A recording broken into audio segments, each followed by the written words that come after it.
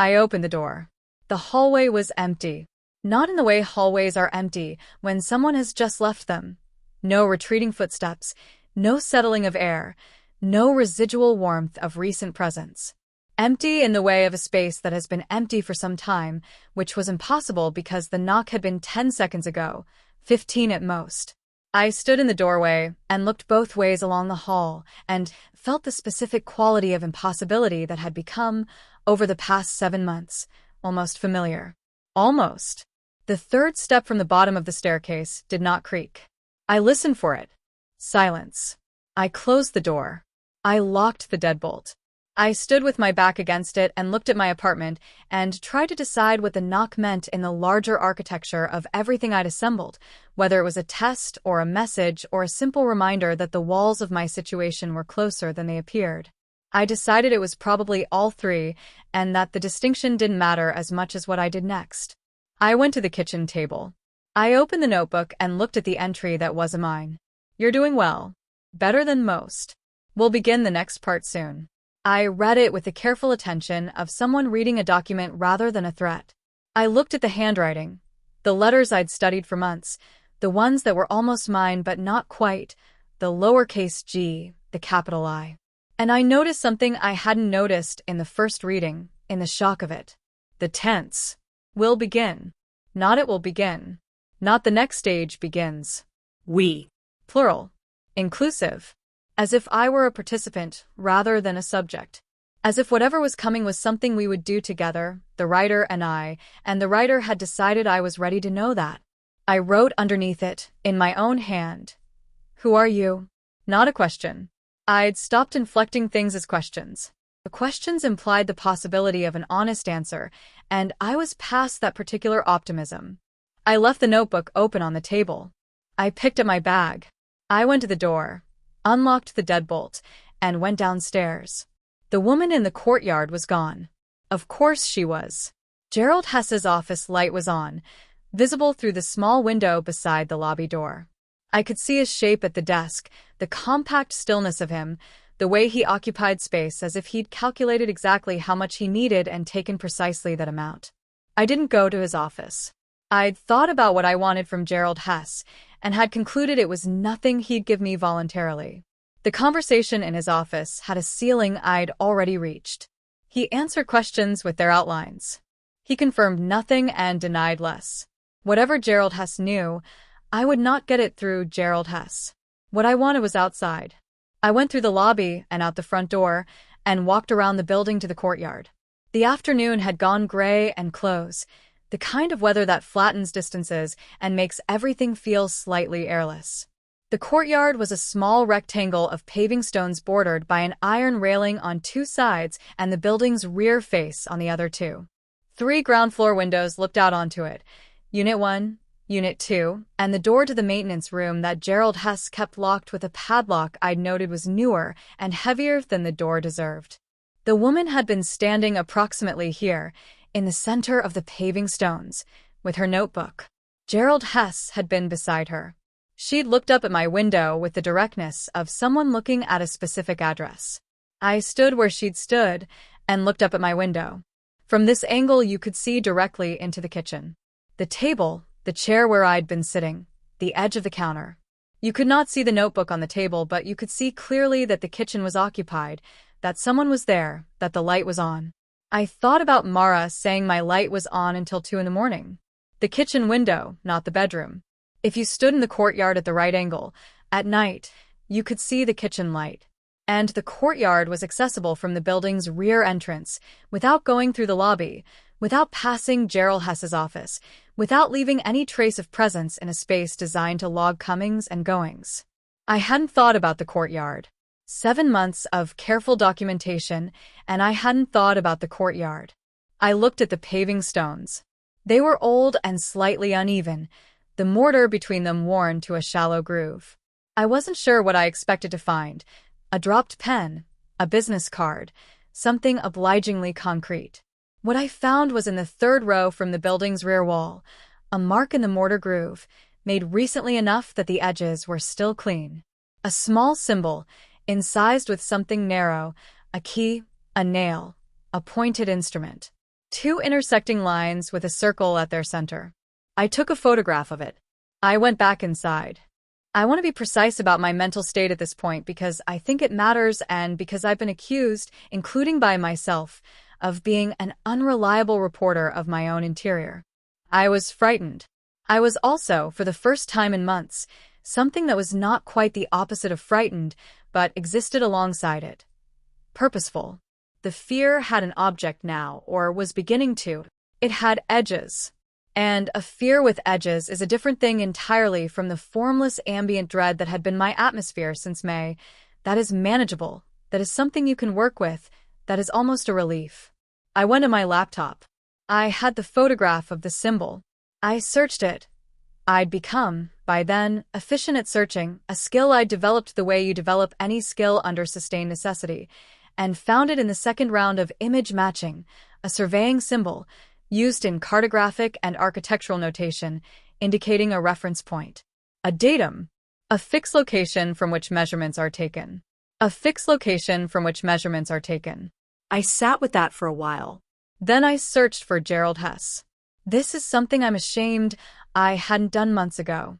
The truth is I'd avoided it with the same avoidance I'd applied to Mara's search. The fear of both outcomes, the comfort of the almost. But I was past that now.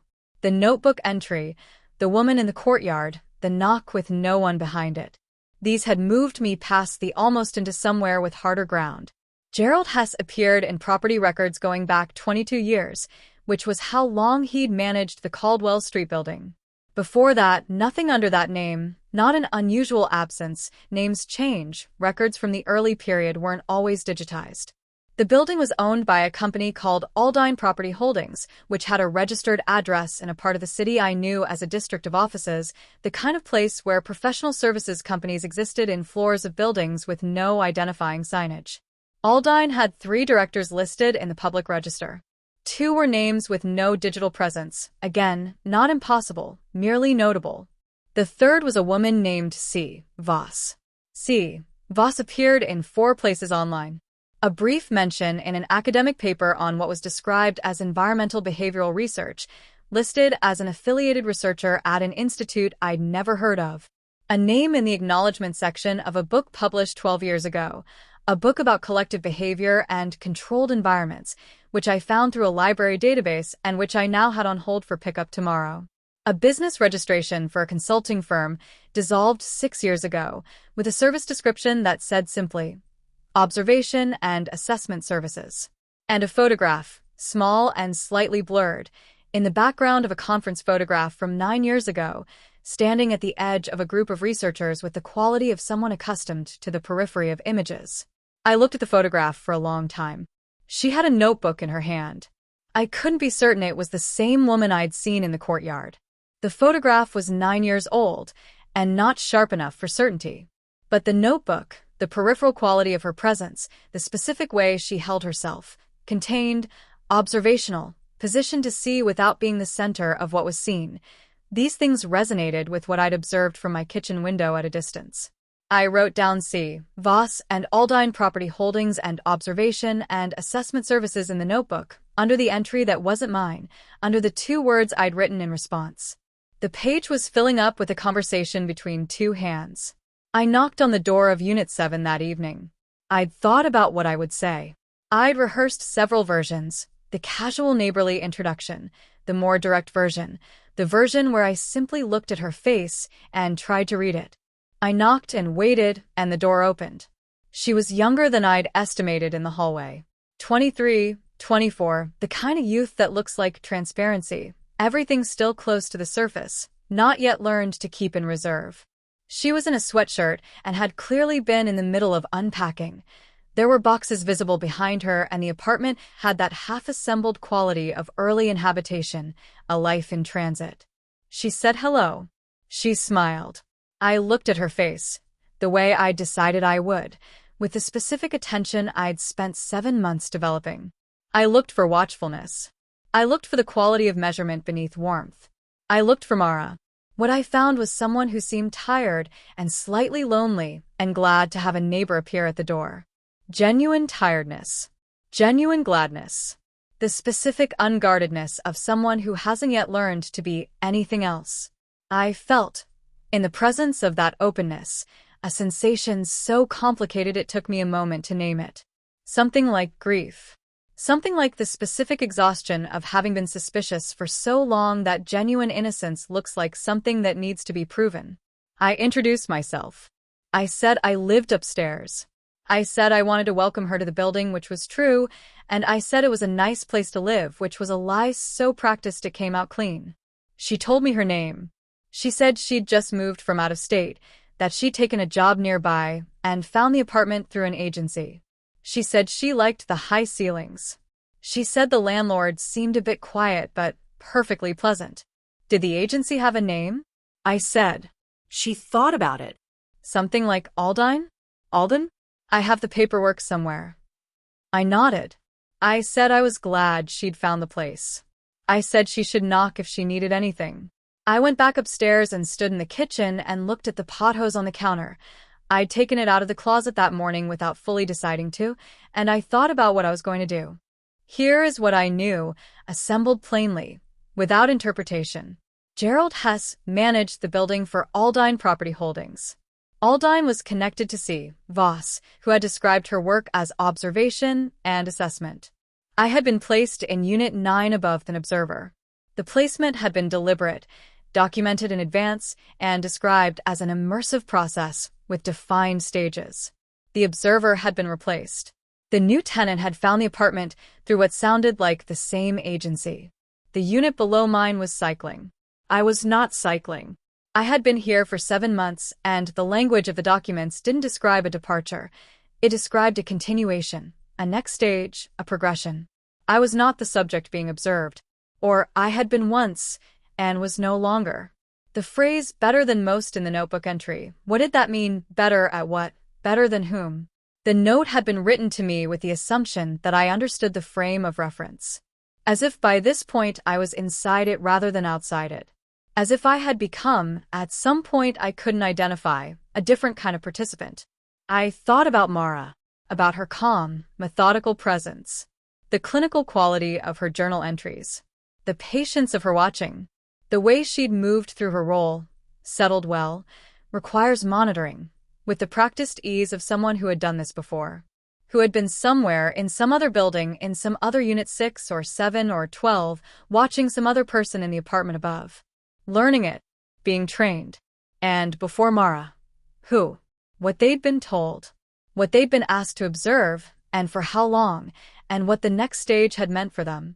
The woman with the notebook in the courtyard. C. Voss, watching me from below, while Mara had watched from directly underneath. Layers of observation. A system. I picked up the pothose. I turned it in my hands. A small, ordinary plant, still alive against all reasonable expectation. She'd brought it as a gift, and I'd accepted it as a gift, and if it was something else, a marker, a piece of equipment in a larger arrangement, a symbol of something I didn't have the full vocabulary for, it had been both things simultaneously. That's how this worked, I understood now. Nothing was only one thing. The warmth was real, and the surveillance was real, and they occupied the same space because that was the design. I put the plant back on the windowsill. I picked up the book from the library the next morning. Collective Behavior and Controlled Environments, published 12 years ago, with C. Voss in the acknowledgments under the description for her invaluable work in applied observation. I read it in the cafe across from the library over the course of 3 hours, with a coffee I didn't taste and an alertness that had nothing to do with caffeine. Most of it was academic, methodology, literature review, the dense structural language of behavioral research. But there were chapters on what the author called naturalistic immersive study, and these chapters one read 3 times. The methodology involved placing research subjects in carefully designed environments and observing behavioral and psychological responses over extended periods. The subjects were not randomly selected.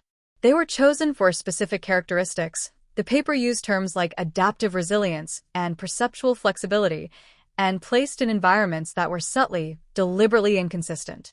Small anomalies, introduced with precision. Objects displaced. Records altered. Mild, unverifiable disturbances to the subject's sense of continuity. The purpose was not to cause distress. The paper was careful to clarify. The purpose was to observe and measure the process by which an intelligent, psychologically stable person navigated the experience of reality becoming unreliable. What strategies they developed. What coping mechanisms emerged. Whether they moved toward confirmation of the disturbance or toward rationalization of it. How long before they began to doubt themselves versus doubt their environment. What the threshold looked like between functional coping and genuine destabilization. The data, the paper noted, had significant applications. It didn't specify applications for whom. I sat in the cafe for a long time after I'd finished. The coffee was cold. Outside, the street was going about its business with the magnificent indifference of streets. I thought about the phrase perceptual flexibility. I thought about adaptive resilience. I thought about better than most. Most subjects, then. A population of subjects.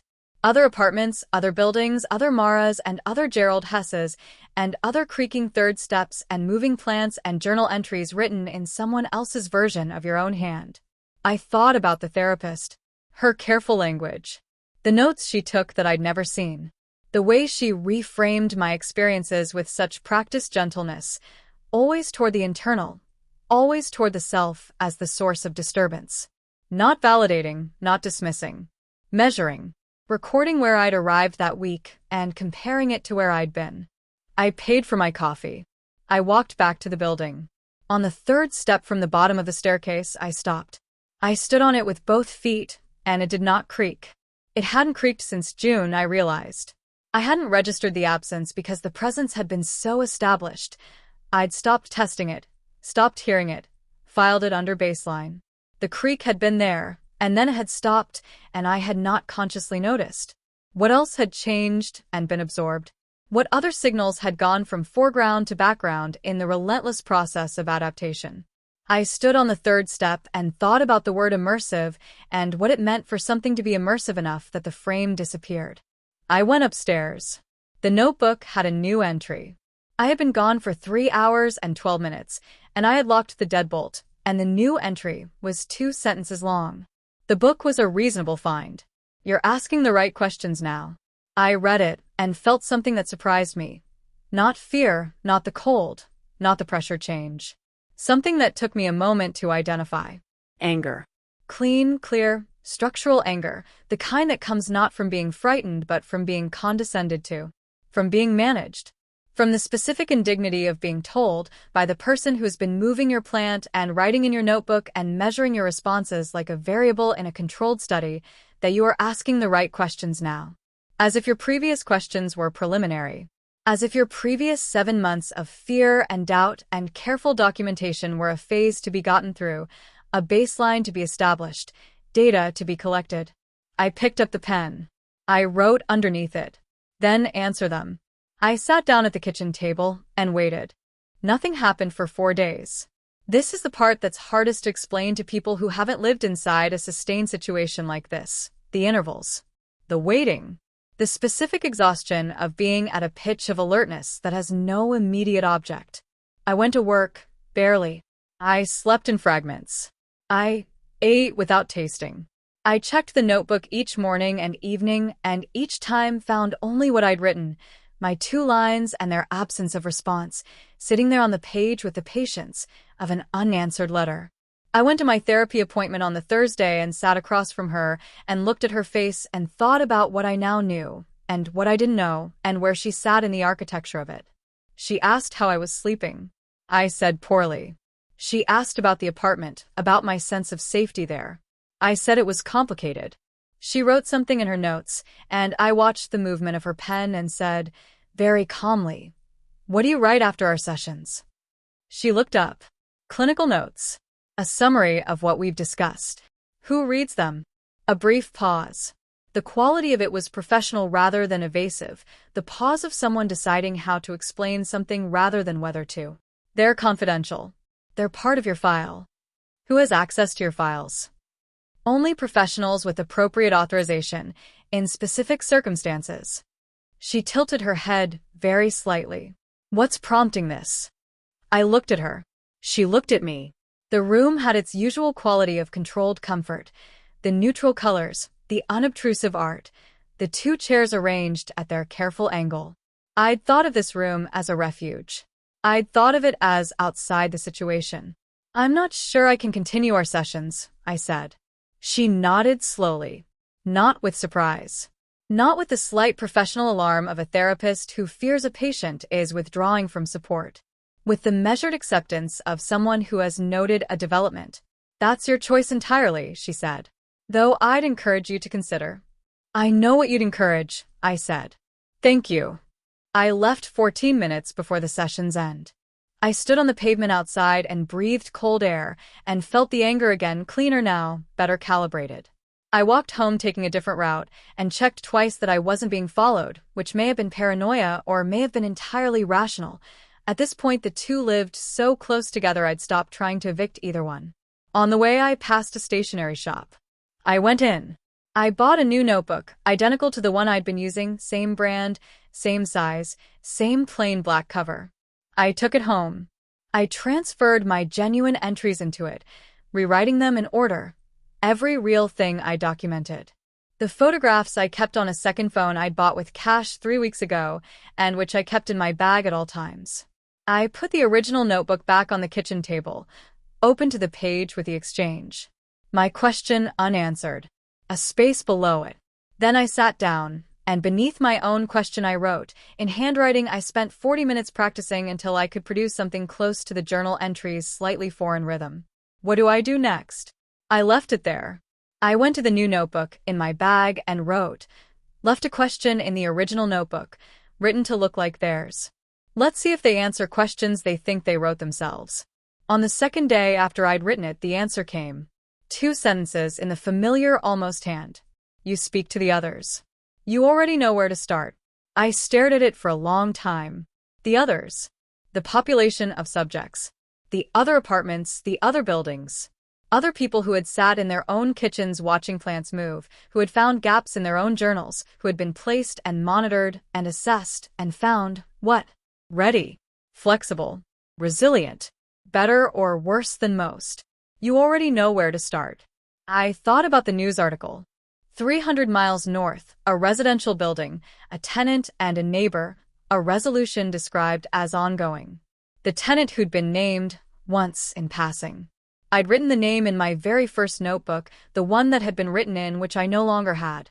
But I'd written it in the new one too, transcribing everything, because I'd known even then that names mattered. I found the name in my new notebook. I searched for it.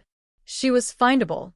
Not easily, not in the way of people who have a full and ordinary digital life, but in the partial, careful way of someone who had found reasons to make themselves less visible. A social media account, private. A professional profile with a city, but no employer. A comment, 2 years old, on a local neighborhood forum, reporting a concern about a property management company's practices, the comment brief and then apparently deleted, surviving only in a cached version I found through patient searching. The property management company was not Aldine. It was a different name. But when I searched the directors of that company, one name appeared in both registrations. C. Voss. I wrote to her. I found an email address associated with the professional profile and I wrote a short, precise email that said I'd found her through research I didn't detail, that I lived at Caldwell Street in a building managed by Aldine Properties, that I had documentation of an ongoing situation I believed she might recognize, and that I would very much like to speak with her at her convenience. I sent it from the secondary phone, from an email account I'd created for this purpose. Then I sat back and breathed and felt the strange calm of having finally done something that moved in a direction rather than simply recording the shape of the thing I was trapped inside. She replied in 11 hours. The email was 4 sentences. She said she knew the building. She said she'd wondered when someone would reach out.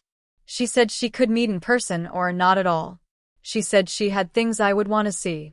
We arranged to meet at a cafe halfway between our cities, neutral ground. Her suggestion. The following Saturday. I told Daniel I was visiting a friend out of town. I didn't tell him the rest. I've been trying to determine whether this was protective of him or protective of the investigation or protective of my own insistence on doing this without someone beside me who would intermittently ask if I was sleeping. Probably all 3. I went on Saturday. 3 hours on the train, watching the city give way to the peripheral geography of undifferentiated towns. I sat with my bag in my lap and the secondary phone, and the new notebook and felt, for the first time in 7 months, like a person in motion rather than a person being moved. She was already there when I arrived. Late 30s, with a kind of face that has learned to give very little away but sometimes forgets, so that the calculation shows. She had a bag of her own, and coffee she hadn't touched, and the specific wariness of someone who has been through enough to reserve judgment, but whose relief at not being alone with this particular knowledge was visible in the set of her shoulders. We looked at each other across the table for a moment in the way of people who have been told they're alike and are deciding whether they believe it. "How long?" she said. 8 months. She nodded. Mine was 11. I thought I was going insane. I considered it. Something passed across her face. "You found the papers?" "In the unit below mine. After the observer left." "I found mine in the building's maintenance room. Gerald, our manager. He wasn't careful enough about one of the access points." She paused. "Or, he let me find them." I hadn't considered that. The thought settled into the back of my mind, and stayed there. She had a folder with her. She put it on the table between us. Inside, documents from her building, structurally identical to mine. Observer notes, subject assessments, the same terminology, immersive placement, adaptive capacity, the next stage. And other things I hadn't found, a longer paper, internally produced, with a header that named the institute I'd seen in C, Voss's academic acknowledgement. 17 pages on the methodology and objectives of the program. Pages I hadn't had access to. I read them while she drank her coffee. The program had been running for 9 years. 43 subjects across 11 buildings in 6 cities, all managed by a web of related property companies, all staffed by observers trained over the course of their own prior placement. Because that was the pipeline, the paper described it without apparent irony. Observers were recruited from successful subjects. People who had reached the later stages with their cognition intact, their documentation thorough, their perceptual flexibility proven. They were offered a choice. Continue as subjects in a new environment, or become part of the infrastructure. Mara had been a subject once. Somewhere, in some other building in the apartment above some other observer, she had been me. Had moved her plants back to the left and checked the creaking step and written in her notebook with the careful precision of someone insisting on their own reliability. And had then, said yes to what they offered.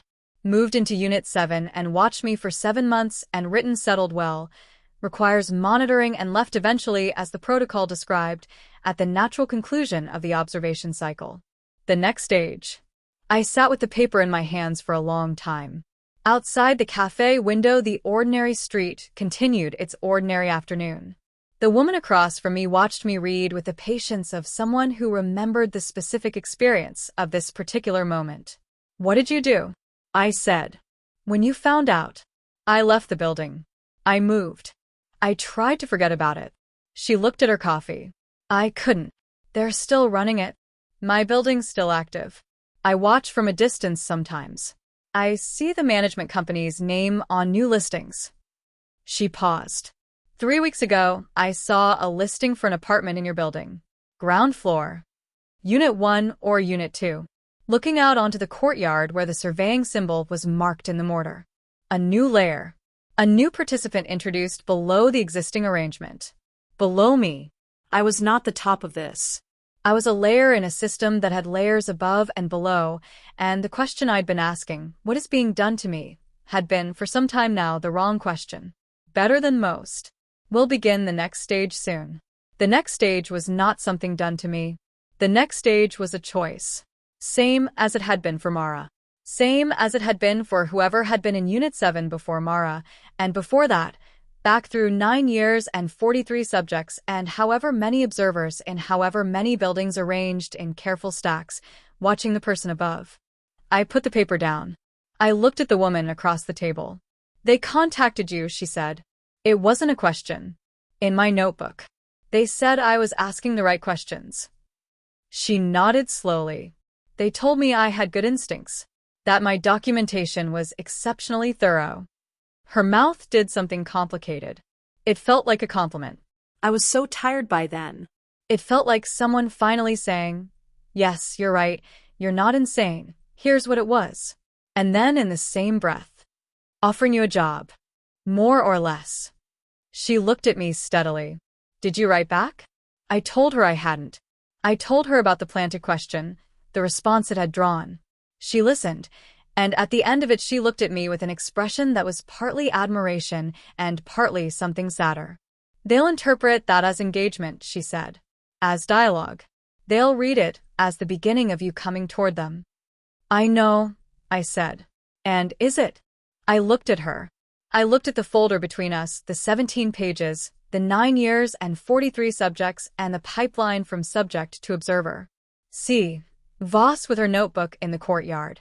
Gerald Hess with his patient stillness.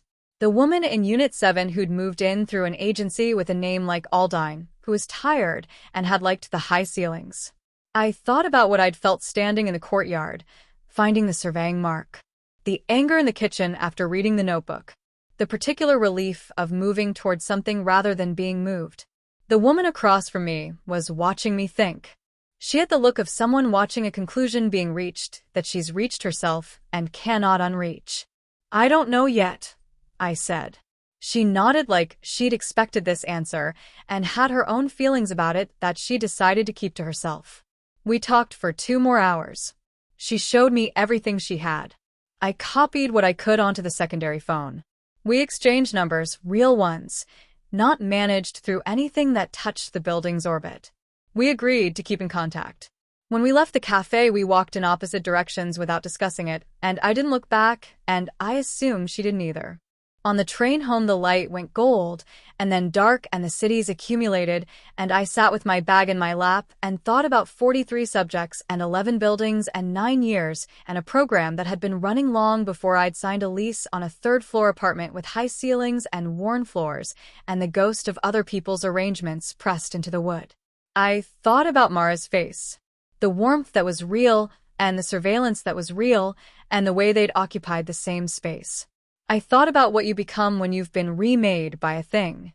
Whether the remaking is always visible, always legible, or whether it happens in the intervals, in the missing Wednesdays, in the entries you don't remember writing, in the gradual quiet replacement of who you were with someone more adapted, more flexible. I thought about the new tenant in Unit 7. Tired, genuine, glad to have a neighbor. Not yet aware of the 3rd step, the creaking it would begin soon. Not yet keeping photographs. Not yet awake at 2 in the morning listening to the specific quality of sounds from the apartment above. Above her. I live on the 3rd floor. I can hear everything from the top. I got home after 10. The building was quiet. I let myself in, climbed the stairs, paused on the 3rd step which did not creak and which I now understood had been made to stop creaking at a specific point in the cycle, a small mercy withdrawn at the optimal moment and then quietly returned. I went into my apartment. I locked the deadbolt. I went to the kitchen table. The original notebook was there, open to the page with our exchange. My question, their answer. You speak to the others. You already know where to start. I picked up the pen.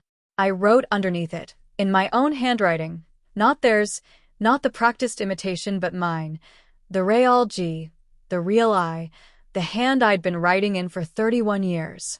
I spoke to one. I have the documents. I know what you're offering. I put the pen down. I looked at the pot hose on the windowsill, alive and unremarkable and still, after everything, exactly where I'd last put it. I looked at the floor. Below me, in Unit 7, a light was on. I could tell by the faint change in the quality of the building's breathing, the specific way a occupied space has a different resonance than a vacant one. She was awake, settling in, arranging her life in the apartment below mine. Unaware, still, of the architecture she'd moved into. I stood there for a long time. Then I went to bed, and I lay in the dark, and I did not sleep, and I listened to the building breathe around me and thought about choices and what they cost, and whether the person who'd moved here in March, who'd sat on the window seat with wine, and thought this is exactly what I needed, would recognize the shape of what I was considering. In the morning the notebook had one new line. Just one. Take your time. We'll be here. I closed the notebook. I picked up my bag. I went downstairs. I stopped at the door of Unit 7. I stood there for a moment in the quiet hallway, my hand not quite raised to knock. I'm still deciding. But my hand is getting closer.